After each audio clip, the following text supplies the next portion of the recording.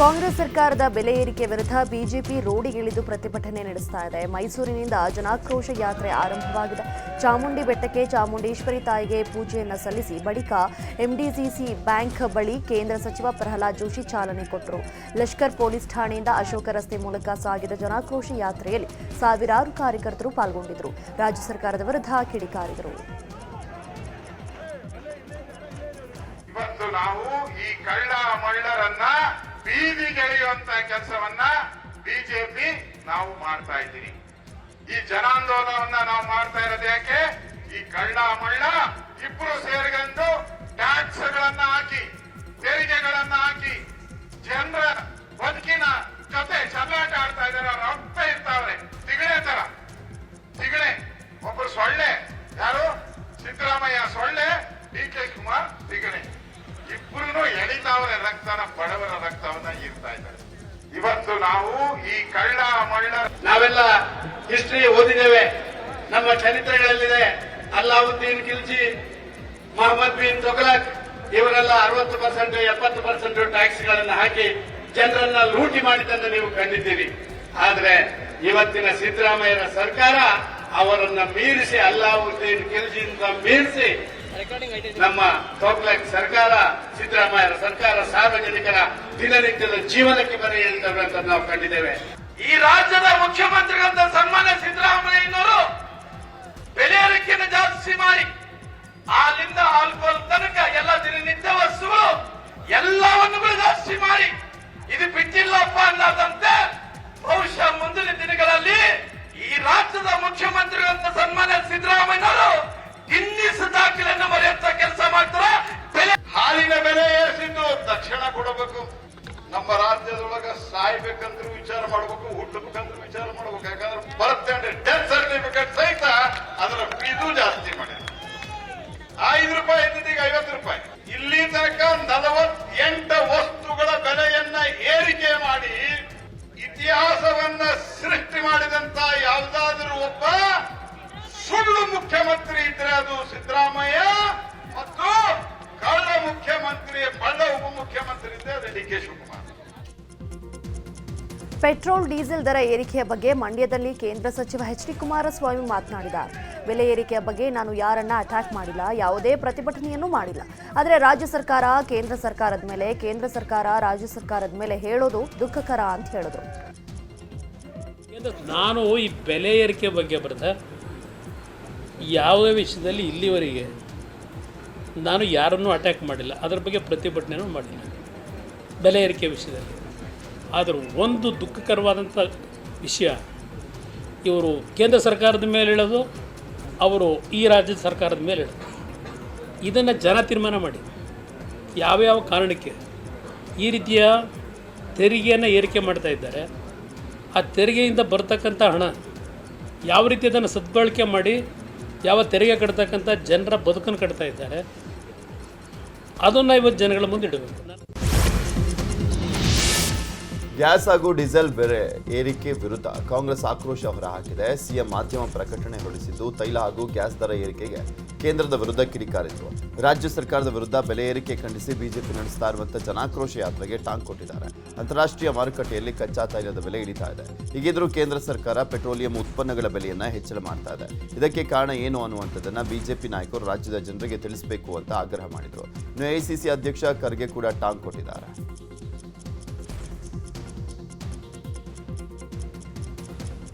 ಇನ್ನು ವಿಜೇಂದ್ರ ಅವರನ್ನ payment seat ರಾಜ್ಯಾಧ್ಯಕ್ಷ ಅಂತ ಸಿಎಂ ಕೌಂಟರ್ ಅನ್ನು ಕೊಟ್ಟಿದ್ದಾರೆ. ಇಷ್ಟೊಂದು ಅಸಮರ್ಥ, ನಿರ್ಲಜ್ಜ ಮತ್ತು ವಿರೋಧ ಪಕ್ಷವನ್ನ ರಾಜ್ಯ ಎಂದೂ ಕೂಡ ಕಂಡಿಲ್ಲ. ಸ್ವಪಕ್ಷೀಯರೇ ಆರೋಪಿಸುವಂತೆ ವಿಜೇಂದ್ರ ಪೇಮೆಂಟ್ ಸೀಟ್ನಲ್ಲಿ ಕೂತಿದ್ದಾರೆ. ಈಗ ಅವರಿಗೆ ರಾಜ್ಯ ಸರ್ಕಾರವನ್ನ ಪ್ರಶ್ನಿಸುವಂತ ಯಾವ ನೈತಿಕತೆ ಇದೆ? ನಮ್ಮನ್ನ ಪ್ರಶ್ನಿಸುವಂತ ಮೊದಲು ಯತ್ನಾಳ್ ಆರೋಪಕ್ಕೆ ಉತ್ತರಿಸುವಂತ ದಮ್ಮು ತಾಕತ್ತನ್ನ ತೋರಿಸಲಿ ಅಂತ ಸವಾಲನ್ನ ಹಾಕಿದ್ದಾರೆ. ಇನ್ನು ಇದೇ ವಿಚಾರದ ಬಗ್ಗೆ ಸಚಿವ ಪ್ರಿಯಾಂಕ್ ಖರ್ಗೆ ಈಶ್ವರ್ ಖಂಡ್ರೆ ಪ್ರತಿಕ್ರಿಯೆಯನ್ನು ಕೊಟ್ಟಿದ್ದಾರೆ. ನೋಡಿ, ಬಿಜೆಪಿಯವರು ಬೆಲೆ ಏರಿಕೆ ಬಗ್ಗೆ ಅವರಿಗೆ ನೈಜವಾದಂಥ ಒಂದು ಕಳಕಳಿ ಇದ್ದರೆ ಅವರು ಕೇಂದ್ರ ಸರ್ಕಾರದ ವಿರುದ್ಧ ಹೋರಾಟ ಮಾಡಬೇಕು. ಕನಿಷ್ಠ ಅವ್ರದೇ ಪಕ್ಷ ಅಧಿಕಾರದಲ್ಲಿದೆ, ಅಲ್ಲಿ ಹೋಗಿ ಅವರಿಗೆ ಮನದಟ್ಟಾದರೂ ಮಾಡಿಕೊಡಬೇಕು. ಇವತ್ತು ಪೆಟ್ರೋಲ್ ಬೆಲೆ ಜಾಸ್ತಿ ಆಗಿದೆ, ಡೀಸೆಲ್ ಬೆಲೆ ಜಾಸ್ತಿ ಆಗಿದೆ, ಅಡುಗೆ ಅನಿಲ್ ಸಿಲಿಂಡರ್ ಬೆಲೆ ಜಾಸ್ತಿ ಆಗಿದೆ, ಜೀವನಾವಶ್ಯಕ ವಸ್ತುಗಳ ಎಲ್ಲ ಬೆಲೆಗಳು ಗಗನಕ್ಕೆ ಏರ್ಬಿಟ್ಟಿದ್ದಾವೆ. ಬರೀ ಇಡೀ ದೇಶದಲ್ಲಿರುವಂಥ ಕೆಲವು ಬೆರಳೆಣಿಕೆಯಷ್ಟು ಏನು ಉದ್ಯೋಗಪತಿಗಳಿದ್ದಾರೆ, ಆ ಉದ್ಯೋಗಪತಿಗಳಿಗೆ ಅವರ ಸ್ನೇಹಿತರಿಗೆ ಸಹಾಯ ಮಾಡಲಿಕ್ಕೆ ಸಾವಿರಾರು ಕೋಟಿ ರೂಪಾಯಿ ಲೂಟಿ ಹೊಡಿತಾ ಇದ್ದಾರೆ ಅವರು. ಅವರಿಗೆ ಜನ ಆಕ್ರೋಶ ಏನಾಗಿದೆ, ಯಾಕೆ ಮಾಡ್ತಾ ಇದ್ದಾರೆ ಅಂದರೆ BJPಯಲ್ಲಿರುವ ಆಕ್ರೋಶಗಳನ್ನು ಮುಚ್ಚಾಕ್ಲಿಕ್ಕೆ ಮಾಡ್ತಾ ಇರೋದು. ಈಗ ಡೀಸೆಲ್ಲು ಪೆಟ್ರೋಲ್ ಬೆಲೆ ಏರಿಕೆ ಆಗಿದೆ ಅಂತ ಹೇಳ್ತಾರಪ್ಪ. ಕಚ್ಚಾ ತೈಲ ಬೆಲೆ ನಮ್ಮ ಕೈನಲ್ಲಿ ಇದೆಯಾ ಸರ್? ಅಲ್ಲಿ ಮೇಲೆ ಆಗಿದ್ದಕ್ಕೆ ಇಲ್ಲಿ 10 ವರ್ಷ ಆದಮೇಲೆ ನಾವು ಜಾಸ್ತಿ ಮಾಡಿದ್ದೀವಿ. ಮೋದಿ ಸರ್ಕಾರ ಇದೆ, ಮೋದಿ ಅವ್ರಿಗೆ ಕಮ್ಮಿ ಮಾಡೋಕ್ಕೆ ಹೇಳಿ ಆಟೋಮೆಟಿಕ್ ಇದನ್ನು ಕಮ್ಮಿ ಆಗುತ್ತೆ. ಇವ್ರಿಗೇನಾದರೂ ನೈತಿಕತೆ ಇದೆಯಾ? ಜನ ಯಾಕೆ ಇವರಿಗೆ ಅಬ್ಕಿ ಬಾರ್ 400 ಪಾರ್ ಘೋಷಣೆ ಅಂತ ಕೇಳ್ಬಿಟ್ಟು ಯಾಕೆ ಇವರಿಗೆ ಇದು ಕೊಟ್ಟಿಲ್ಲ ಅಂದರೆ ಇವರಿಗೆ ಮ್ಯಾಂಡೇಟು ಬೆಲೆ ಏರಿಕೆನೂ ಕೂಡ. ಎಐಸಿಸಿ ಅಧಿವೇಶನದಲ್ಲಿ ಪಾಲ್ಗೊಳ್ಳುವ ಸಲುವಾಗಿ ಡಿಸಿಎಂ ಡಿಕೆ ಶಿವಕುಮಾರ್ ಗುಜರಾತ್ಗೆ ಪ್ರಯಾಣವನ್ನು ಬೆಳೆಸಿದ್ದಾರೆ. ಇವತ್ತು ಬೆಳಗ್ಗೆ ಸದಾಶಿವನಗರದ ತಮ್ಮ ನಿವಾಸದಿಂದ ಗುಜರಾತ್ಗೆ ಪ್ರಯಾಣ ಬೆಳೆಸಲಿದ್ದಾರೆ. ಈ ವೇಳೆ ಮಾತನಾಡಿದ ಡಿಸಿಎಂ ಡಿಕೆಶಿ ಕೇಂದ್ರ ಸರ್ಕಾರದ ವಿರುದ್ಧ ಕಿಡಿಕಾರಿದ್ದಾರೆ. ಬೆಲೆ ಏರಿಕೆಯ ಬಗ್ಗೆ ಬಿಜೆಪಿ ಪ್ರತಿಭಟನೆ ಮಾಡ್ತಾ ಇದೆ, ಬಹಳ ಸಂತೋಷ. ಆದರೆ ಅವರ ಹೋರಾಟದ ಬೋರ್ಡ್ ಬದಲಾವಣೆ ಮಾಡಬೇಕು. ಪ್ರತಿಭಟನೆಯ ಬ್ಯಾನರ್ನಲ್ಲಿ ನನ್ನ ಹಾಗೂ ಸಿದ್ದರಾಮಯ್ಯ ಫೋಟೋ ಬದಲು ಕೇಂದ್ರದ ನಾಯಕರ ಫೋಟೋ ಹಾಕಿ ಆಕ್ರೋಶ ವ್ಯಕ್ತಪಡಿಸಲಿ ಅಂತ ವ್ಯಂಗ್ಯವಾಡಿದ್ದಾರೆ. ಏರಿಕೆ ಈಗ BJPಯವರು ಆಕ್ರೋಶ ವ್ಯಕ್ತಪಡಿಸ್ತಾ ಇದ್ದಾರೆ, ಭಾಳ ಸಂತೋಷ.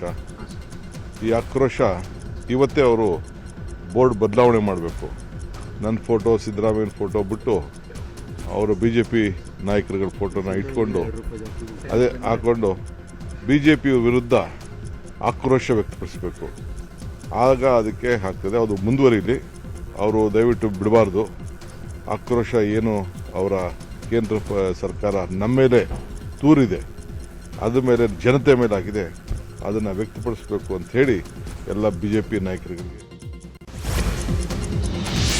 ಹನಿಟ್ರ್ಯಾಪ್ ಯತ್ನ ವಿಚಾರವಾಗಿ ಇದೇ 11ಕ್ಕೆ ಹೈಕಮಾಂಡ್ಗೆ ದೂರನ್ನು ಕೊಡಲಿಕ್ಕೆ ರಾಜಣ್ಣ ಮುಂದಾಗಿದ್ದಾರೆ. ಏಪ್ರಿಲ್ 11ರಂದು ದೆಹಲಿಗೆ ತೆರಳಿರುವಂಥ ರಾಜಣ್ಣ ಹೈಕಮಾಂಡ್ ನಾಯಕರನ್ನ ಭೇಟಿಯಾಗಲಿದ್ದಾರೆ. ರಾಹುಲ್ ಗಾಂಧಿ, KC ವೇಣುಗೋಪಾಲ್ ಅವರನ್ನ ಭೇಟಿ ಮಾಡಿರುವಂಥ ರಾಜಣ್ಣ ದೂರನ್ನು ಕೊಡಲಿಕ್ಕೆ ನಿರ್ಧಾರವನ್ನು ಮಾಡಿದ್ದಾರಂತೆ. ಸ್ವಪಕ್ಷೀಯರಿಂದಲೇ ಹನಿ ಟ್ರ್ಯಾಪ್ ಯತ್ನ ನಡೆದಿದೆ, ನನಗಷ್ಟೇ ಅಲ್ಲ ನನ್ನ ಮಗನ ಕೊಲೆಗೆ ಸುಪಾರಿ ಕೂಡ ನೀಡಲಾಗಿದೆ, ಇಂತಹ ಬೆಳವಣಿಗೆ ನಡೆಯದಂತೆ ನೋಡಿಕೊಳ್ಳಿ ಅಂತ ದೂರನ್ನು ನೀಡಲಿಕ್ಕೆ ಮುಂದಾಗಿದ್ದಾರಂತೆ. ಮಾಜಿ ಸಿಎಂ ಯಡಿಯೂರಪ್ಪ ವಿರುದ್ಧ ಯತ್ನಾಳ್ ಮತ್ತೆ ವಾಗ್ದಾಳಿಯನ್ನು ಮುಂದುವರೆಸಿದ್ದಾರೆ. ಬೆಳಗಾವಿಯಲ್ಲಿ ಮಾತನಾಡಿದ ಅವರು, ಯಡಿಯೂರಪ್ಪ ಮಹಾಭ್ರಷ್ಟ, ವಿದೇಶದಲ್ಲಿ ಯಾಕೆ ಆಸ್ತಿ ಮಾಡಿದ್ದಾರೆ, ಯಾವುದೇ ಬ್ಯಾಂಕ್ನಲ್ಲಿ ಹಣ ಇಟ್ಟಿಲ್ಲ ಅಂತ ಯಡಿಯೂರಪ್ಪ ಮತ್ತು ವಿಜೇಂದ್ರ ಸಿದ್ದಲಿಂಗ ದೇವರ ಮೇಲೆ ಆಣೆ ಮಾಡಲಿ ಅಂತ ಸವಾಲು ಹಾಕಿದ್ದಾರೆ. ಒಂದು ಕುಟುಂಬದ ಹಿಂದೆ ಕರ್ನಾಟಕದಲ್ಲಿ BJP ಅಥವಾ ಹಿಂದೂಗಳಿಲ್ಲ. ಹಿಂದೂಗಳು ಮನಸ್ಸು ಮಾಡಿದ್ರೆ ಎಂತಿಂಥ ಪಕ್ಷಗಳಿಗೆ ಮಾಡಿಕೊಡ್ತಾರೆ. ಈ ರಾಜ್ಯದಲ್ಲಿ ಏನು ತಿಳ್ಕೊಂಡಾರ, ಯಡಿಯೂರಪ್ಪನ ಫೋಟೋ, ಅವನ ಮಗನ ಫೋಟೋ ಹಾಕ್ಕೊಂಡ್ರೆ ಕರ್ನಾಟಕದಲ್ಲಿ ಜನ ಓಟ್ ಹಾಕ್ತಾರೆ. ಅದು ಹೋಯ್ತದ ಕಾಲ. ಇವರು ಮಹಾಭ್ರಷ್ಟರದಾರೆ, ಲೂಟಿ ಮಾಡ್ಯಾರೆ. ಅಷ್ಟು ರೈತ ನಾಯಕ ಇದ್ದವ ವಿದೇಶನಾಗ ಯಾಕೆ ಆಸ್ತಿ ಮಾಡ್ಯಾನ? ಇನ್ನತನ ನಾನು ಹಾಕಿದ ಸವಾಲು ಉತ್ತರ ಕೊಟ್ಟಿಲ್ಲ. ನೀನು ಲಿಂಗಾಯತ ಅಲ್ಲ ಅಂತ ಹೇಳೀನಿ, ನಾ ಲಿಂಗಾಯತ ಇದೆ ಅನ್ನೋದು ಪ್ರೂಫ್ ಮಾಡ್ದ ಇಲ್ಲ. ಕರೋನಾದಾಗ ಲೂಟಿ ಮಾಡಿ ಅಂತ ಹೇಳಿದೆ, ಅದಕ್ಕೆ ಪ್ರೂಫ್ ಮಾಡ್ದ ಇಲ್ಲ. DK ಶಿವಕುಮಾರು ನನ್ನ ಭಿಕ್ಷೆಯಿಂದ ನೀನು MLA ಆಗಿನಂದೆ, ನಾ ಆಗಿಲ್ಲೋ, ನನ್ನ BJP ತಾಕತ್ ಮ್ಯಾಗ ಆಗಿನಂತ ರಾಜೀನಾಮೆ ಕೊಟ್ಟು ನಮ್ಮ ನಿಂದಿರ್ತೀನಂತ ಸವಾಲು ಹಾಕದ. ಮೊದಲು ನೀ ಮಹಾಭ್ರಷ್ಟದಿ, ಈ ಸಿದ್ದರಾಮಯ್ಯ ಅವ್ರಿಗೆ ಏನು ಬೈತಿ, ನೀನು ಲೂಟಿ ಮಾಡಿ. ಯತ್ನಾಳ್ ಉಚ್ಚಾಟನೆ ವಿಚಾರವಾಗಿ ಬೆಳಗಾವಿಯಲ್ಲಿ ಮಾತನಾಡಿದ ಬಸವ ಜಯಮೃತ್ಯುಂಜಯ ಸ್ವಾಮೀಜಿ, ಇಡೀ ನಾಡಿನ ಜನತೆ ಯತ್ನಾಳ್ ಅವರ ಪರವಾಗಿ ನಿಂತಿದ್ದಾರೆ. ನಮ್ಮ ಹೋರಾಟಕ್ಕೆ ದುಡಿದ ಕಾರಣ ಅವರ ಕಷ್ಟ ಕಾಲಕ್ಕೆ ನಾವು ನಿಲ್ಲಬೇಕು. ಮೇ 11ರಂದು ವಿಜಯಪುರದಲ್ಲಿ ರಾಜ್ಯ ಮಟ್ಟದ ಹೋರಾಟ, ಬೆಳಗಾವಿಯಲ್ಲಿ ಏಪ್ರಿಲ್ 13ಕ್ಕೆ ಜಿಲ್ಲಾ ಮಟ್ಟದ ಹೋರಾಟ ಮಾಡ್ತೇವೆ ಅಂತ ಹೇಳಿದ್ದಾರೆ. ನಾವೆಲ್ಲ ಇರಬೇಕಾಗಿರೋದು ನಮ್ಮ ಕರ್ತವ್ಯ. ಅದು ನಮ್ಮ ಭಾರತೀಯ ಸಂಸ್ಕೃತಿ, ಗುರು ಸಂಸ್ಕೃತಿ. ಒಬ್ಬ ಶಿಷ್ಯನಿಗೆ, ಒಬ್ಬ ಭಕ್ತನಿಗೆ ಯಾರಾದರೂ ಕುತಂತ್ರದ ಮೂಲಕ ಅನ್ಯಾಯ ಮಾಡಿದರೆ, ಮೋಸದ ಮೂಲಕ ಅನ್ಯಾಯ ಮಾಡಿದರೆ ಅವ್ರ ಜೊತೆ ಇರುವಂಥದ್ದು ನಮ್ಮ ಸಂಸ್ಕೃತಿ. ಹಾಗಾಗಿ ಅನೇಕ ಪೂಜ್ಯರುಗಳು ಅವರಿಗೆ ಆಶೀರ್ವಾದ ಮಾಡಿದ್ದಾರೆ. ನಾನು ಗುರುಗಳಾಗಿ ನನ್ನ ಸಮಾಜದ ಬದ್ಧತೆ, ನನ್ನ ಕಮಿಟ್ಮೆಂಟ್ ಅದು. ನಾನು ಆ ಪರವಾಗಿ ನಿಲ್ಲುವಂಥ ಕೆಲಸ ಮಾಡಿದ್ದೀನಿ. ಹಿಂದೂ ಪರ ಯತ್ನಾಳ್ ವಿಚಾರವಾಗಿ ಶಾಸಕ ರಮೇಶ್ ಜಾರಕಿಹೊಳಿ ಬೆಳಗಾವಿಯಲ್ಲಿ ಮಾತನಾಡಿದರು. ಯತ್ನಾಳ್ ಅವರು ಉಚ್ಚಾಟನೆಯಾದರೂ ಕೂಡ ಈಗಲೂ ನಮ್ಮ ಟೀಮ್ನಲ್ಲೇ ಇದ್ದಾರೆ. ಯತ್ನಾಳ್ಗೆ ಪಕ್ಷಕ್ಕೆ ಮುಜುಗರ ಮಾಡಬೇಡ ಅಂತ ಮನವಿ ಮಾಡಿದ್ದೇನೆ. ನೇರವಾಗಿ ಮಾತನಾಡೋದು ಯತ್ನಾಳ್ ಅವರ ಹುಟ್ಟುಗುಣ. ಕೆಲವೊಂದು ಸಲ ಮಾತನಾಡ್ತಾರೆ, ನಿನ್ನೆ ಮಾತಿನ ಬರದಲ್ಲಿ ಏನೇನೋ ಮಾತನಾಡಿದ್ದಾರೆ, ಆ ರೀತಿ ಮಾತನಾಡಬಾರ್ದಿತ್ತು ಅಂತ ಹೇಳಿದ್ದಾರೆ. ಆದಷ್ಟು ಶೀಘ್ರದಲ್ಲಿ ನಿನ್ನೆ ಫೋನ್ ಚರ್ಚೆ ಆಗಿದೆ, ಕೆಲವು ವಿಷಯ ಚರ್ಚೆ ಆಗಿದೆ. ಯತ್ನಾಳ್ ಒಂದು ಮನವಿ ಮಾಡ್ಬೋದೇನೆ, ಈಗೆಲ್ಲ ಪೂರ್ಣ ಮಾಡಿ ನಮ್ಮ ರಾಜ್ಯದ ಜನತೆಗೆ ಗೊತ್ತಾಗ ಮಾತಾಡ್ತಾನೆ. ಒಟ್ಟು ಪದೇ ಯಾರನ್ನೂ ಬೇಯಬೇಡ. ಆ ಪಕ್ಷ ಮುಗ್ದೂರಾಗ ಮಾತಾಡೋತ್ತಿಗಾದ್ರೆ ಮನೆ ಮಾಡ್ಕೊಂಡೆ ಆ ಸ್ಪಂದನೆ ಮಾಡೋದಂತ ವಿಶ್ವಾಸ. ಆದರೆ ಅವ್ರು ಏನಂದ್ರೆ ಹುಟ್ಟು ಗುಣ ಕೆಲವೊಂದು ಸಲ ಭವಾನಿ ರೇವಣ್ಣಗೆ ಇದ್ದಂಥ ಕೋರ್ಟ್ ನಿರ್ಬಂಧ ಸಡಿಲಿಕೆ ಮಾಡಿದಂಥ ಹಿನ್ನೆಲೆಯಲ್ಲಿ 10 ತಿಂಗಳ ಬಳಿಕ ಸ್ವಗೃಹಕ್ಕೆ ಭವಾನಿ ರೇವಣ್ಣ ಆಗಮಿಸಿದ್ದಾರೆ. ಹಾಸನದ ಹೊಳೆನರಸೀಪುರದಲ್ಲಿರುವಂಥ ತಮ್ಮ ಮನೆಗೆ ಬಂದಂಥ ಭವಾನಿ ರೇವಣ್ಣಗೆ ಅದ್ದೂರಿಯಾಗಿ ಸ್ವಾಗತವನ್ನು ಕೋರಲಾಗಿದೆ. ಆರತಿ ಎತ್ತಿ ವಿಳ್ಯದೆಲೆ ನಿವಾಳಿಸಿ ದೃಷ್ಟಿ ತೆಗೆದು ಸ್ವಾಗತಿಸಿದ್ದಾರೆ. ಬೆಂಬಲಿಗರು ಪಟಾಕಿ ಸಿಡಿಸಿ ಹೂವಿನ ಅಭಿಷೇಕವನ್ನು ಮಾಡಿ ಭರ್ಜರಿಯಾಗಿ ಬರಮಾಡಿಕೊಂಡರು.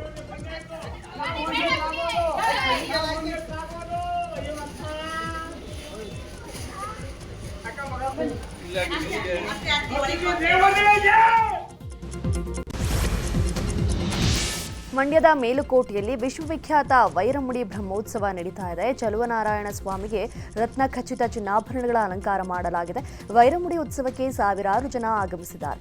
ಬೆಳಗಿನ ಜಾವ 4 ಗಂಟೆಯವರೆಗೂ ಮೇಲುಕೋಟೆಯ ಮುಖ್ಯ ಬೀದಿಗಳಲ್ಲಿ ಶ್ರೀದೇವಿ ಭೂದೇವಿಯರೊಂದಿಗೆ ಗರುಡಾರೂಢನಾಗಿ ಶ್ರೀರಾಮನ್ ನಾರಾಯಣ ಭಕ್ತರಿಗೆ ದರ್ಶನ ಕೊಟ್ಟರು.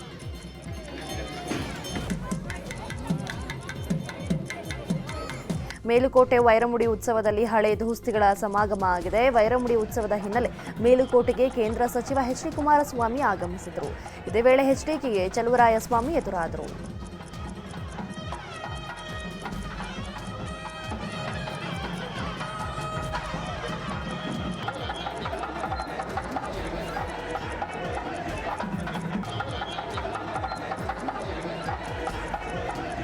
ಇದೇ ವೇಳೆ ಮಾತನಾಡಿದ ಸಚಿವ ಚಲುವರಾಯಸ್ವಾಮಿ, ಈ ಹಿಂದೆ ಮಂತ್ರಿ ಆಗಿದ್ದಾಗಲೂ ವೈರಮುಡಿ ಉತ್ಸವದಲ್ಲಿ ಪಾಲ್ಗೊಂಡಿದ್ದೆ. ಸರ್ಕಾರದ ಪ್ರತಿನಿಧಿಯಾಗಿ ಮನೆ ದೇವರ ಉತ್ಸವದಲ್ಲಿ ಪಾಲ್ಗೊಳ್ಳೋದು ಹೆಮ್ಮೆ ಅನಿಸುತ್ತೆ ಅಂತ ಹೇಳಿದ್ರು. ಇನ್ನು ಎಚ್ಡಿಕೆ ಭೇಟಿಯಾದ ವಿಚಾರವಾಗಿಯೂ ಮಾತನಾಡಿದ ಚಲುವರಾಯಸ್ವಾಮಿ, ಕುಮಾರಸ್ವಾಮಿಗೆ ನನಗೆ ರಾಜಕೀಯ ಭಿನ್ನಾಭಿಪ್ರಾಯ ಇದೆ ಅಷ್ಟೇ, ವೈಯಕ್ತಿಕವಾಗಿ ನಾನು ಅವರನ್ನ ದ್ವೇಷ ಮಾಡಲ್ಲ ಅಂತ ಹೇಳಿದ್ರು. ನಾರಾಯಣ ಸ್ವಾಮಿ ನಮಗೆ ಹುಡ್ತಾ ಮನೆ ದೇವರು. ನನ್ನ ಹೆಸರನ್ನೇ ನಮ್ಮ ತಂದೆ ತಾಯಿಗಳು ಚಲುವರಾಯ ಸ್ವಾಮಿ ಅಂತ ಹೆಸರಿಟ್ಟಿರೋದು. ಈ ವೈರಮುಡಿ ಈ ಒಂದು ಬ್ರಹ್ಮೋತ್ಸವವನ್ನು ಕಣ್ತುಂಬಿಕೊಳ್ತಕ್ಕಂಥದ್ದು ಒಂದು ಭಾಗ್ಯ. ಅತ್ಯಂತ ಸ್ನೇಹಿತರು. ನಾನು ಕುಮಾರಸ್ವಾಮಿಯವ್ರನ್ನ ಯಾವತ್ತೂ ರಾಜಕೀಯವಾಗಿ ನನಗೆ ಅವ್ರಿಗೆ ಭಿನ್ನಾಭಿಪ್ರಾಯ ಇರ್ಬೋದು, ವೈಯಕ್ತಿಕವಾಗಿ ನಾನು ಅವ್ರ ಮೇಲೆ ದ್ವೇಷ ಮಾಡೋ ರಾಜಕಾರಣ ಮಾಡಲ್ಲ. ನಾನು ಅವರನ್ನು ಯಾವುದೇ ತೀಕ್ಷ್ಣವಾಗಿ ಮಾತಾಡೋದು ರಾಜಕಾರಣ. ಅವ್ರು ಮಾತಾಡಿದ್ರು ಅಂತ ನಾನು ಮಾತಾಡೋಕ್ಕೆ ಒಳ್ಳೆಯದಾಗಲಿ, ಅವರಿಗೆ ಮಂತ್ರಿ ಆಗಿದ್ದಾರೆ, ಒಳ್ಳೆ ಕೆಲಸ ಮಾಡಲಿ.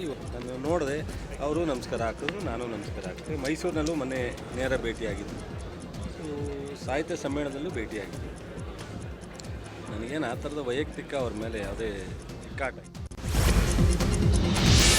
ಕೋಲಾರ ಜಿಲ್ಲಾ ಉಸ್ತುವಾರಿ ಸಚಿವ ಬೈರತಿ ಸುರೇಶ್, ಸಹಕಾರ ಸಚಿವ ರಾಜಣ್ಣ ವಿರುದ್ಧ ಬಂಗಾರಪೇಟೆ ಶಾಸಕ ನಾರಾಯಣಸ್ವಾಮಿ ಆಕ್ರೋಶವನ್ನು ಹೊರಹಾಕಿದ್ದಾರೆ. ಕೋಲಾರ ಹಾಲು ಒಕ್ಕೂಟ ಕೋಮುಲ್ ಕ್ಷೇತ್ರ ವಿಂಗಡಣೆಯಲ್ಲಿ ಬೇಕಾದಂಥವರಿಗೆ ಇಷ್ಟಾನುಸಾರ ವಿಂಗಡಿಸಿದ್ದಾರೆ. ಡೈರಿಯಲ್ಲಿ 250 ಕೋಟಿಗೂ ಹೆಚ್ಚು ದುರುಪಯೋಗ ಆಗಿದೆ. ಆದರೆ ಈ ಬಗ್ಗೆ ಸಹಕಾರ ಮಂತ್ರಿಗೆ ದೂರನ್ನು ಕೊಟ್ಟಿದ್ರೂ ಕೂಡ ಯಾವುದೇ ಪ್ರಯೋಜನ ಆಗಿಲ್ಲ ಅಂತ ಸ್ವಪಕ್ಷದ ವಿರುದ್ಧವೇ ಕಿಡಿಕಾರಿದರು. ತಮ್ಮ ಬಿಡದಿ ತೋಟದ ಪಕ್ಕದ ಗೋಮಾಳ ಜಮೀನನ್ನ ಕೇಂದ್ರ ಸಚಿವ ಎಚ್ ಡಿ ಕುಮಾರಸ್ವಾಮಿ ಒತ್ತುವರಿ ಮಾಡಿರುವ ಆರೋಪವಿದೆ. ಈ ಸಂಬಂಧ ರಾಮನಗರ ಎಸ್ಪಿ ಕೇತಗಾನಹಳ್ಳಿ ರೈತರಿಗೆ ನೋಟಿಸ್ ಕೊಟ್ಟರು. ಇನ್ನು ಈ ಹಿನ್ನೆಲೆ ಜಮೀನಿನ ದಾಖಲೆಗಳ ಜೊತೆಗೆ ರೈತರನ್ನ ಪೊಲೀಸರು ವಿಚಾರಣೆಯನ್ನು ನಡೆಸುತ್ತಿದ್ದಾರೆ. ವಿಚಾರಣೆ 2ನೇ ದಿನವೂ ಮುಂದುವರಿಯಲಿದೆ. ರಾಜ್ಯ ಸರ್ಕಾರದ ವಿರುದ್ಧ ಕೇಂದ್ರ ಸಚಿವ ಎಚ್ ಡಿ ಕುಮಾರಸ್ವಾಮಿ ಕಿಡಿಕಾರಿದ್ದಾರೆ. ಈ ಸರ್ಕಾರ ಅಧಿಕಾರ ದುರುಪಯೋಗ ಮಾಡುತ್ತಿರುವ ದಾಖಲೆ ನನ್ನ ಬಳಿ ಇದೆ. ನನ್ನ ವಿರುದ್ಧ ಯುದ್ಧ ಶುರು ಮಾಡಿದ ಸರ್ಕಾರದ ಅಕ್ರಮಗಳ ಬಗ್ಗೆ ಟನ್ಗಟ್ಟಲೆ ದಾಖಲೆವೆ ಅಂತ ಮತ್ತೊಮ್ಮೆ ಹೇಳಿದರು. ಯಾವ ರೀತಿ ದ್ವೇಷದ ರಾಜಕಾರಣದ ಅಂಶ ಅಲ್ಲ, ದ್ವೇಷದ ರಾಜಕಾರಣ ನಡೀತಿರತಕ್ಕಂಥದ್ದು ಈಗಿನ ಸರ್ಕಾರದಲ್ಲಿ. ಇಡೀ ಸರ್ಕಾರ ಒಬ್ಬ ಕುಮಾರಸ್ವಾಮಿಯನ್ನು ಯಾವ ರೀತಿ ಮೌನಕ್ಕೆ ಶರಣಾಗಬೇಕು, ಅದನ್ನು ಯಾವ ರೀತಿ ಅವರು ಯಶಸ್ವಿಯಾಗಿ ಕಾರ್ಯರೂಪಕ್ಕೆ ತರಬೇಕು, ಇದು ಈ ಸರ್ಕಾರದಲ್ಲಿ ನಡೀತಿರ್ತಕ್ಕಂಥ ಹಲವಾರು ಅಕ್ರಮಗಳು.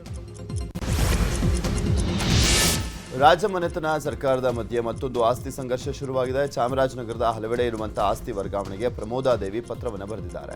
ಚಾಮರಾಜನಗರ ಡಿಸಿಗೆ ಪ್ರಮೋದಾದೇವಿ ಪತ್ರವನ್ನು ಬರೆದಿದ್ದು 4,500 ಎಕರೆಗೂ ಹೆಚ್ಚು ಮೈಸೂರು ಮಹಾರಾಜರ ಸ್ವತ್ತಾಗಿತ್ತು. 1950ರ ಒಪ್ಪಂದದ ಪ್ರಕಾರ ಇದೆಲ್ಲ ಮಹಾರಾಜರ ಖಾಸಗಿ ಸ್ವತ್ತು. ತಮ್ಮ ಹೆಸರಿಗೆ ಖಾತೆ ಮಾಡಿಕೊಳ್ಳುವಂತೆ ಪ್ರಮೋದಾದೇವಿ ಮನವಿಯನ್ನು ಮಾಡಿಕೊಂಡಿದ್ದಾರೆ. ಇದಕ್ಕೆ ಪ್ರತಿಕ್ರಿಯೆ ನೀಡಿರುವಂಥ ಡಿಸಿ ಶಿಲ್ಪನಾಗ್, ಪ್ರಮೋದಾದೇವಿ ಮನವಿಯನ್ನು ಸಲ್ಲಿಸಿದ್ದಾರೆ, ದಾಖಲೆ ನೀಡಿಲ್ಲ ಅಂತ ಹೇಳಿದರು. ಹತ್ತಿರ ಚಾಮರಾಜನಗರ ತಾಲೂಕಿನಲ್ಲಿ ಸಿದ್ದೈಲ್ಪುರ ಅಂತ ಒಂದು ಜಾಗ ಇದೆ. ಅಲ್ಲಿ ಹಲವಾರು ವರ್ಷಗಳಿಂದ ಫಾರೆಸ್ಟ್ ರಿಲೀಸ್ ಆಗಿ ರೈತರು ಗ್ರಾಮ ಠಾಣಾ ವ್ಯಾಪ್ತಿ ಮತ್ತು ಜೊತೆಗೆ ಸಾಗುವಳಿ ಕೂಡ ಮಾಡ್ತಾ ಇದ್ದಾರೆ. ಈಗ ಕಂದಾಯ ತುಮಕೂರು ತಾಲೂಕಿನ ಕುಂಕುಮನಹಳ್ಳಿಯ ಲಕ್ಷ್ಮೀ ನರಸಿಂಹ ಜಾತ್ರೆ ಮಹೋತ್ಸವ ಅದ್ದೂರಿಯಾಗಿ ಜರುಗಿತು. ಜಾತ್ರಾ ಮಹೋತ್ಸವಕ್ಕೆ ಬೆಂಗಳೂರು ಸೇರಿದಂತೆ ನಾನಾ ಜಿಲ್ಲೆಗಳಿಂದ ಭಕ್ತರು ಆಗಮಿಸಿದರು. 5 ದಿನಗಳ ಕಾಲ ಲಕ್ಷ್ಮೀ ನರಸಿಂಹ ಸ್ವಾಮಿ ಜಾತ್ರಾ ಮಹೋತ್ಸವ ನಡೆಯಲಿದ್ದು, ಜಾತ್ರಾ ಅಂಗವಾಗಿ ಹೋಮ ಹವನ ವಿಶೇಷ ಪೂಜೆ ಕೈಂಕರ್ಯಗಳನ್ನು ಮಾಡಲಾಯಿತು. ಮಂಗಳೂರಿನಲ್ಲಿ ನಡೆದ ಪಂಜುರ್ಲಿ ನೇಮಕ್ಕೆ ಆಗಮಿಸಿ ನಟ ರಿಷಬ್ ಶೆಟ್ಟಿ ದೈವದ ಬಳಿ ಬೇಡಿಕೊಂಡಿದ್ದಾರೆ. ಕದ್ರಿ ಬಾರೆಬೈಲ್ ವಾರಾಹಿ ಪಂಜುರ್ಲಿ ಜರಾಂದಾಯ ದೈವದ ವಾರ್ಷಿಕೋತ್ಸವ ಅದ್ದೂರಿಯಾಗಿ ನಡೆಯಿತು. ಈ ವೇಳೆ ಉತ್ಸವದ ಕೊನೆಯಲ್ಲಿ ವಾರಾಹಿ ಪಂಜುರ್ಲಿ ದೈವದ ಬಳಿ ರಿಷಬ್ ತಮ್ಮ ಕಷ್ಟದ ಬಗ್ಗೆ ಹೇಳಿಕೊಂಡಿದ್ದಾರೆ.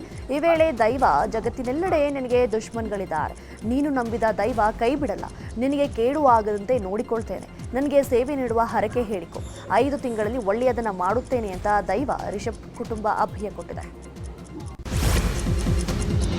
ಪತಿ ಅನೈತಿಕ ಸಂಬಂಧಕ್ಕೆ ಬೇಸತ್ತು ಪತ್ನಿ ಆತ್ಮಹತ್ಯೆಗೆ ಶರಣಾದಂಥ ಘಟನೆ ಬೆಂಗಳೂರಿನ ಹೆಬ್ಬಾಳದ ಕನಕನಗರದಲ್ಲಿ ನಡೆದಿದೆ. 29 ವರ್ಷದ ಬಾಹರ್ ಅಸ್ಮಾ ನೇಣಿಗೆ ಬಿಗಿದುಕೊಂಡು ಸೂಸೈಡ್ ಮಾಡಿಕೊಂಡಿದ್ದಾರೆ. ಕಳೆದ 2 ವರ್ಷಗಳ ಹಿಂದೆ ಬಶೀರ್ ಉಲ್ಲಾ ಎಂಬಾತರನ್ನ ಅಸ್ಮಾ ಮದುವೆ ಆಗಿದ್ರು. ಪತಿಗೆ ಬೇರೆ ಯುವತಿ ಜೊತೆಗೆ ಅನೈತಿಕ ಸಂಬಂಧ ಹೊಂದಿರುವಂಥ ಆರೋಪ ಮಾಡಲಾಗಿದೆ. ಇದೇ ಕಾರಣಕ್ಕೆ ಅಸ್ಮಾ ಸೂಸೈಡ್ ಮಾಡಿಕೊಂಡಿದ್ದಾರೆ ಅಂತ ಹೇಳಲಾಗಿದೆ. ಕೌಟುಂಬಿಕ ಕಲಹಕ್ಕೆ ಬೇಸತ್ತು ಸಾಫ್ಟ್ವೇರ್ ಇಂಜಿನಿಯರ್ ಮನೆಯಲ್ಲಿ ಸೂಸೈಡ್ ಮಾಡಿಕೊಂಡಂಥ ಘಟನೆ ಬೆಂಗಳೂರಿನ ಚಿಕ್ಕಬಾಣವರದಲ್ಲಿ ನಡೆದಿದೆ. ಹೆಂಡತಿಯಿಂದ ದೂರವಿದ್ದಂಥ ಪ್ರಶಾಂತ್ ಅಪಾರ್ಟ್ಮೆಂಟ್ನಲ್ಲಿ ಒಂಟಿ ಜೀವನವನ್ನು ಮಾಡ್ತಾ ಇದ್ರು. ಕಳೆದ 4ನೇ ತಾರೀಕಿನಂದು ಫ್ಲಾಟ್ನಲ್ಲೇ ನೇಣು ಬಿಗಿದುಕೊಂಡು ಸಾವನ್ನಪ್ಪಿದ್ದಾರೆ. ಮೃತ ಪ್ರಶಾಂತ್ 12 ವರ್ಷದ ಹಿಂದೆ ಪೂಜಾ ಎಂಬಾಕೆಯನ್ನ ಮದುವೆ ಆಗಿದ್ದು 8 ವರ್ಷದ ಮಗಳಿದ್ದಾರೆ. ಇಂಜಿನಿಯರಿಂಗ್ ಕಾಲೇಜು ವಿದ್ಯಾರ್ಥಿ ಆತ್ಮಹತ್ಯೆ ಮಾಡಿಕೊಂಡಂಥ ಘಟನೆ ಬೆಳಗಾವಿ ನಗರದ ಧರ್ಮನಾಥ ಭವನದ ಬಳಿ ಇರುವಂಥ ಬಾಯ್ಸ್ ಹಾಸ್ಟೆಲ್ನಲ್ಲಿ ನಡೆದಿದೆ. ಪ್ರಜ್ವಲ್ ಕುಪ್ಪನಟ್ಟಿ ಆತ್ಮಹತ್ಯೆಗೆ ಶರಣಾಗಿದ್ದಾನೆ. ಮೃತ ಪ್ರಜ್ವಲ್ ರಾಯಬಾಗ ತಾಲೂಕಿನ ಬಾವನ ಸವದತ್ತಿ ಗ್ರಾಮದವರು. ಬೆಳಗಾವಿಯಲ್ಲಿ ಮುಸ್ಲಿಂ ಯುವಕನೊಬ್ಬ ಮತ್ತೆ ಪುಂಡಾಟವನ್ನ ಮೆರೆದಿದ್ದಾರೆ. ಪಾಂಗೂಳ್ ಗಲ್ಲಿಯಲ್ಲಿರುವ ದೇಗುಲಕ್ಕೆ ಯುವಕನೊಬ್ಬ ಕಲ್ಲೆಸೆದಿದ್ದಾನೆ. ಉಜ್ವಲ ನಗರದ ನಿವಾಸಿ ಯಾಜೀರ್ ನರಸದಿ ಎಂಬಾತ ಕೃತ್ಯವನ್ನ ಎಸಗಿದ್ದಾನೆ. 1 ತಿಂಗಳ ಅವಧಿಯಲ್ಲಿ 2ನೇ ಬಾರಿ ಯಾಜೀರ್ ಕಲ್ಲೆಸೆದಿದ್ದಾನೆ. ಕಲ್ಲು ಎಸೆದ ಯಾಜೀರ್ ಮಾನಸಿಕ ಅಸ್ವಸ್ಥ ಅಂತ ಪೊಲೀಸರು ಮಾಹಿತಿಯನ್ನು ಕೊಟ್ಟಿದ್ದು ಮಾರ್ಕೆಟ್ ಠಾಣೆಯಲ್ಲಿ ಕೇಸ್ ದಾಖಲು ಮಾಡಲಾಗಿದೆ. ಬಿಜೆಪಿ ಮುಖಂಡ ಪ್ರವೀಣ್ ನೆಟ್ಟಾರು ಕೊಲೆ ಪ್ರಕರಣದ ಆರೋಪಿಗೆ ಯುವಕನೊಬ್ಬ ಮುತ್ತಿಟ್ಟಿರುವಂತಹ ಘಟನೆ ಮಂಗಳೂರಿನ ಬೆಳ್ತಂಗಡಿ ನ್ಯಾಯಾಲಯದ ಆವರಣದಲ್ಲಿ ನಡೆದಿದೆ. ಆರೋಪಿ ಶಾಫಿ ಬೆಳ್ಳಾರೆಯನ್ನ ಬೆಳ್ತಂಗಡಿ ಕೋರ್ಟ್ಗೆ ಪೊಲೀಸ್ ಭದ್ರತೆಯಲ್ಲಿ ಕರೆತರಲಾಗಿತ್ತು. ಈ ವೇಳೆ ಯುವಕನೊಬ್ಬ ಭದ್ರತೆ ಮಧ್ಯೆಯೂ ಕೂಡ ಮುತ್ತು ಕೊಟ್ಟಿದ್ದಾನೆ. ಮದುವೆಯಾದ 2 ವಾರಕ್ಕೆ ಹಿಂದೂ ಮುಸ್ಲಿಂ ಪ್ರೇಮ ವಿವಾಹ ಮುರಿದು ಬಿದ್ದ ಘಟನೆ ಚಿಕ್ಕಬಳ್ಳಾಪುರ ತಾಲೂಕಿನ ಮೈಲಪ್ಪನಹಳ್ಳಿ ಗ್ರಾಮದಲ್ಲಿ ನಡೆದಿದೆ. 2 ವಾರಗಳ ಹಿಂದೆಯಷ್ಟೇ ಚಿಕ್ಕಬಳ್ಳಾಪುರ ಗ್ರಾಮಾಂತರ ಠಾಣೆಯಲ್ಲಿ ಪಸೀನಾ ಹಾಗೂ ನಾಗಾರ್ಜುನ ಮದುವೆಯಾಗಿದ್ದರು. ಆದರೆ ಇದೀಗ ತಾಯಿಗೆ ಅನಾರೋಗ್ಯ ಅಂತ ಪಸೀನಾ ನಾಗಾರ್ಜುನಿಗೆ ಕೈಕೊಟ್ಟಿದ್ದಾಳೆ. 2 ವರ್ಷ ಪ್ರೀತಿ ಮಾಡಿ ಮದುವೆಯಾದ ಜೋಡಿ ಬೇರೆಯಾಗಿದೆ. ಮದುವೆಯಾದ ಠಾಣೆಗೆ ಮುಚ್ಚಳಿಕೆ ಪತ್ರ ಕೊಟ್ಟು ಪಸೀನಾ ಮನೆಗೆ ಹೋಗಿದ್ದಾಳೆ. ನರೇಗಾ ಯೋಜನೆ ಹಣ ಪಡೆಯಲಿಕ್ಕೆ ಅಧಿಕಾರಿಗಳು ಭಾರೀ ಗೋಲ್ಮಾಲನ್ನು ನಡೆಸಿದ್ದಾರೆ. ಗಂಡಸರಿಗೆ ಹೆಂಗಸರ ವೇಷವನ್ನು ಹಾಕಿ ಹಣ ಲೂಟಿ ಹೊಡೆದಿದ್ದಾರೆ. ಯಾದಗಿರಿಯ ಮಲ್ಹಾರ್ ಗ್ರಾಮದಲ್ಲಿ ಪುರುಷರಿಗೆ ಸೀರೆ ತೊಡಿಸಿ ಫೋಟೋ ತೆಗೆದು ಅಪ್ಲೋಡ್ ಮಾಡಿ ಬಿಲ್ ಪಡೆದುಕೊಂಡಿದ್ದಾರೆ. ಆದರೆ ಕಂಪ್ಯೂಟರ್ ಆಪರೇಟರ್ ಅನ್ನ ಸಸ್ಪೆಂಡ್ ಮಾಡಿ ಅಧಿಕಾರಿಗಳು ಕೈ ತೊಳೆದುಕೊಂಡಿದ್ದಾರೆ. ಈ ಬಗ್ಗೆ ಮಾತನಾಡಿರುವಂಥ ಪಿಡಿಒ ಚನ್ನಬಸಪ್ಪ, ಹೊರಗುತ್ತಿಗೆ ನೌಕರನ ಎಡವಟ್ಟಿನಿಂದಾಗಿ ಈ ರೀತಿಯಾಗಿದೆ. ಘಟನೆ ಬಗ್ಗೆ ಗೊತ್ತಾದ ಕೂಡಲೇ ಹೊರಗುತ್ತಿಗೆ ನೌಕರನನ್ನ ಸಸ್ಪೆಂಡ್ ಮಾಡಿದ್ದೇವೆ ಅಂತ ಸಮರ್ಥನೆ ಮಾಡಿಕೊಂಡಿದ್ದಾರೆ. ಸಂತೆ ಸುಂಕ ವಸೂಲಿ ಟೆಂಡರ್ ವಿಚಾರವಾಗಿ ಗಲಾಟೆ ನಡೆದಿದೆ. ಟೆಂಡರ್ದಾರರು ಹಾಗೂ ಗ್ರಾಮ ಪಂಚಾಯತ್ ಅಧಿಕಾರಿಗಳ ನಡುವೆ ಮಾತಿನ ಚಕಮಕಿ ನಡೆದಿದೆ. ದೊಮ್ಮಸಂದ್ರದಲ್ಲಿ ನಡೆದಂಥ ಗಲಾಟೆ ಕೈ ಮಿಲಾಯಿಸುವಂಥ ಹಂತಕ್ಕೂ ಕೂಡ ತಲುಪಿದೆ. ಪ್ರತಿ ಸೋಮವಾರ ನಡೆಯುವಂಥ ದೊಮ್ಮಸಂದ್ರ ಸಂತೆಗೆ ಅಖಿಲ್ ನಂದ ಎನ್ನುವರು ಟೆಂಡರ್ ಪಡೆದಿದ್ದರು. ಟೆಂಡರ್ ಅವಧಿ ಮಾರ್ಚ್ಗೆ ಅಂತ್ಯಗೊಂಡಿತ್ತು. ಪ್ರಸ್ತುತ ವರ್ಷದಿಂದ ಟೆಂಡರ್ ಕರೆಯದಂತೆ ಪಂಚಾಯತ್ ನಿರ್ಣಯವನ್ನು ಕೈಗೊಂಡಿತ್ತು. ಕಳೆದ ಬಾರಿ ಟೆಂಡರ್ ಲೇಟ್ ಆಗಿದೆ, ಇನ್ನು 3 ತಿಂಗಳು ನನಗೆ ಟೈಮ್ ಕೊಡಿ ಅಂತ ಟೆಂಡರ್ದಾರ ಕೇಳಿದ್ದಕ್ಕೆ ಗಲಾಟೆ ನಡೆದಿದೆ ಅಂತ ಹೇಳಲಾಗ್ತಾ ಇದೆ. ವಕ್ಫ್ ಮಸೂದೆ ತಿದ್ದುಪಡಿ ವಿರೋಧಿಸಿ Islamic student organisation of India ಹುಬ್ಬಳ್ಳಿಯಲ್ಲಿ ಪ್ರತಿಭಟಿಸಿತು. ಮಿನಿ ವಿಧಾನಸೌಧದ ಎದುರು ಪ್ರತಿಭಟನೆ ನಡೆಸಿ ಕೇಂದ್ರ ಸರ್ಕಾರದ ವಿರುದ್ಧ ಘೋಷಣೆ ಕೂಗಲಾಯಿತು. ಮುಸ್ಲಿಮರಿಗೆ ಮಾರಕವಾದ ಕಾಯ್ದೆ ವಾಪಸ್ ಪಡೆಯಬೇಕು, ಇಲ್ಲದೆ ಹೋದಲ್ಲಿ ಉಗ್ರ ಹೋರಾಟ ಮಾಡಲಾಗುತ್ತೆ ಅಂತ ತಹಶೀಲ್ದಾರ್ ಮೂಲಕ ಕೇಂದ್ರ ಸರ್ಕಾರಕ್ಕೆ ಆಗ್ರಹ ಮಾಡಲಾಯಿತು. ವಿದ್ಯುತ್ ವಲಯ ಖಾಸಗೀಕರಣ ಖಂಡಿಸಿ ಕಲಬುರಗಿ ನಗರದಲ್ಲಿ ಪ್ರತಿಭಟನೆಯನ್ನು ಮಾಡಲಾಯಿತು. ರಾಜ್ಯ ವಿದ್ಯುತ್ ಬಳಕೆದಾರರ ಸಂಘದಿಂದ ನಗರದ ಜಸ್ಕಾಂ ಕಚೇರಿ ಮುಂದೆ ಪ್ರತಿಭಟನೆಯನ್ನು ಮಾಡಲಾಯಿತು. ವಿದ್ಯುತ್ ವಲಯ ಆಧುನೀಕರಣ ನೆಪದಲ್ಲಿ digital meter, smart meter, prepaid meter ಅಳವಡಿಸಲಾಗ್ತಾ ಇತ್ತು. ಇದರಿಂದಾಗಿ ವಿದ್ಯುತ್ ಬಿಲ್ ದುಬಾರಿಯಾಗಿ ಜನಸಾಮಾನ್ಯರು ಬದುಕುವುದು ಕಷ್ಟಕರವಾಗಿದೆ. ಹೀಗಾಗಿ ಸರ್ಕಾರ ಯಾವುದೇ ಕಾರಣಕ್ಕೂ ವಿದ್ಯುತ್ ವಲಯವನ್ನು ಖಾಸಗೀಕರಣ ಮಾಡುವುದಕ್ಕೆ ಅವಕಾಶ ನೀಡಬಾರದು ಅಂತ ಆಗ್ರಹಿಸಲಾಯಿತು. ಉಡುಪಿಯಲ್ಲಿ ರಾಮನವಮಿ ಮುಗಿದರೂ ಕೂಡ ಸಂಭ್ರಮ ಮಾತ್ರ ಮುಗ್ದಿಲ್ಲ. ಕೇಸರಿ ಬಟ್ಟೆಯ ಕೊಲಾಜ್ನಲ್ಲಿ ಮೂಡಿಬಂದಂತಹ ಶ್ರೀರಾಮನ ಅದ್ಭುತ ಚಿತ್ರ ಎಲ್ಲರ ಗಮನ ಸೆಳೆದಿದೆ. ಉಡುಪಿ ಜಿಲ್ಲೆಯ ಕಾರ್ಕಳ ಸಮೀಪದ ಬೈಲೂರಿನಲ್ಲಿ ಕಲಾ ವಿದ್ಯಾರ್ಥಿಗಳು ಈ ಸುಂದರ ಕಲಾಕೃತಿ ರಚಿಸಿದ್ದಾರೆ. ಕಲಾ ವಿದ್ಯಾರ್ಥಿಗಳೇ ಸೇರಿಕೊಂಡು ಸುಮಾರು 200 ಅಡಿ ವಿಸ್ತೀರ್ಣದ ಫ್ರೇಮ್ನಲ್ಲಿ ಕಪ್ಪು ಮತ್ತು ಕೇಸರಿ ಬಟ್ಟೆಯನ್ನು ಬಳಸಿ ಅದ್ಭುತ ಚಿತ್ರವನ್ನು ರಚಿಸಿದ್ದಾರೆ. ಮಕ್ಕಳ ವಿಭಾಗದಲ್ಲಿನ ಅತ್ಯುತ್ತಮ ಆರೋಗ್ಯ ಸೇವೆಗಳಿಗಾಗಿ ಬೀದರ್ನ ಬ್ರಿಮ್ಸ್ ಆಸ್ಪತ್ರೆಗೆ ಪ್ರತಿಷ್ಠಿತ ಪ್ರಮಾಣ ಪತ್ರ ಸಿಕ್ಕಿದೆ. ಮುಸ್ಕಾನ್ ಕಾರ್ಯಕ್ರಮದಡಿ ರಾಷ್ಟ್ರೀಯ ಗುಣಮಟ್ಟ ಪ್ರಮಾಣ ಪತ್ರ ಲಭಿಸಿರುವಂಥದ್ದು. ನವಜಾತ ಶಿಶುವಿನಿಂದ 12 ವರ್ಷದ ಒಳಗಿನ ಮಕ್ಕಳಿಗೆ ಉತ್ತಮ ಗುಣಮಟ್ಟದ ಚಿಕಿತ್ಸೆ ನೀಡ್ತಾ ಇರೋದರ ಮಾನದಂಡದ ಮೇಲೆ ಈ ಪ್ರಮಾಣ ಪತ್ರ ದೊರೆತಿದ್ದು, ರಾಜ್ಯದಲ್ಲಿ ವಿಜಯಪುರ ಮೊದಲ ಸ್ಥಾನವನ್ನು ಪಡೆದಿದ್ದರೆ ಬೀದರ್ನ ಬ್ರಿಮ್ಸ್ ಆಸ್ಪತ್ರೆ 89% ಅಂಕಗಳೊಂದಿಗೆ ದ್ವಿತೀಯ ಸ್ಥಾನವನ್ನು ಪಡೆದಿದೆ. ಏಪ್ರಿಲ್ 20ರಂದು ಯಾದವಾನಂದ ಶ್ರೀಗಳ 16ನೇ ಪಟ್ಟಾಭಿಷೇಕ ಸಮಾರಂಭ ನಡೆಯಲಿದೆ ಅಂತ ರಾಜ್ಯ ಗೊಲ್ಲ ಸಂಘದ ಅಧ್ಯಕ್ಷ ಡಿಟಿ ಶ್ರೀನಿವಾಸ್ ಹೇಳಿದ್ದಾರೆ. ಚಿತ್ರದುರ್ಗದಲ್ಲಿ ಮಾತನಾಡಿದ ಪರಿಷತ್ ಸದಸ್ಯ ರಾಜ್ಯ ಗೊಲ್ಲ ಸಂಘದ ಅಧ್ಯಕ್ಷ ಟಿಡಿ ಶ್ರೀನಿವಾಸ್, ಏಪ್ರಿಲ್ 20ರಂದು ಗೊಲ್ಲರ ಸಂಘದ ಶತಮಾನೋತ್ಸವ ಕಾರ್ಯಕ್ರಮ ನೆರವೇರಲಿದೆ. ಕಾರ್ಯಕ್ರಮದಲ್ಲಿ ಡಿಸಿಎಂ ಡಿಕೆಶಿ, ಗೃಹ ಸಚಿವರಾದ ಪರಮೇಶ್ವರ್ ಸೇರಿದಂತೆ ಅನೇಕರು ಪಾಲ್ಗೊಳ್ತಾರೆ ಅಂತ ಹೇಳಿದರು.